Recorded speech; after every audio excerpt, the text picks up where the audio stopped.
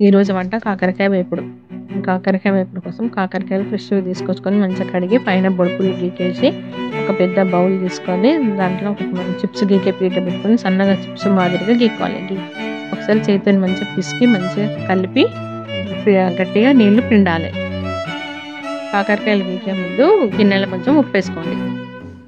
మంచిగా నీళ్లు పిండిన ముక్కలన్నీ సెపరేట్ చేసి ఒక ప్లేట్‌లో మంచిగా పెట్టుకోవాలి.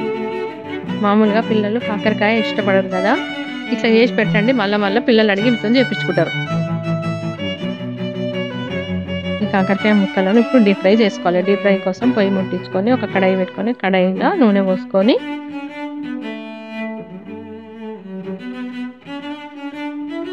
నూనె మంచిగా వేడైనాక మనం తీసి పెట్టుకున్న ముక్కలను నూనెలో వేసుకొని మంచిగా డీప్ ఫ్రై చేసుకోవాలి. ముక్కలు ఫ్రై అయ్యేలోపు మనం ఈ వేపుడులోకి కావాల్సిన మసాలా రెడీ చేసుకుందాం.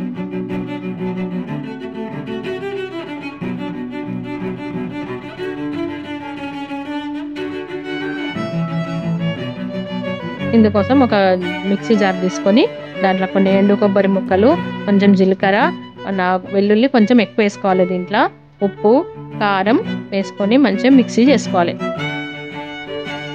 ఈ పొడి మనము కొంచెం ఎక్కువ చేసి పెట్టుకొని స్టోర్ చేసి పెట్టుకుంటే ఏ వేపుడు కూరలైనా మనం వేసుకుంటే బాగుంటుంది.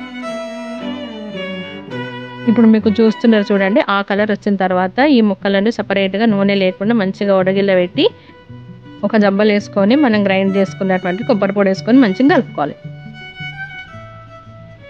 మనం కొబ్బరి పొడి వేసి కలిపి పెట్టుకున్న ఈ వేపుడును ఒక ఎయిర్ టైట్ డబ్బా తీసుకొని ఆ డబ్బాలో పోసుకుంటే 3 రోజుల వరకు మంచిగా నిల్వ ఉంటుంది.